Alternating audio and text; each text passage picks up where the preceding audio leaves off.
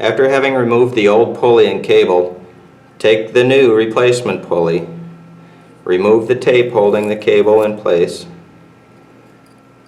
spool out about 1.5 feet of cable. Using the tape, go around the pulley as such. Place the pulley in the gauge head. Use the cable threading tool to run up through the bottom of the gauge. Run the cable through that and pull it down and out through the bottom of the gauge. Now, once you're at the bottom of the gauge, with your cable, take your cable, run it down through your cable sleeve as such. Run the cable through one eyelet of the barrel swivel, like such.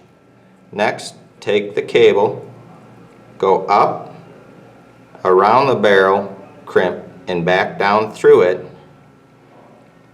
like such. That's not right. Now, yes it is, isn't it? Like that. God damn it. What are they doing there? Cut. Edit. Here.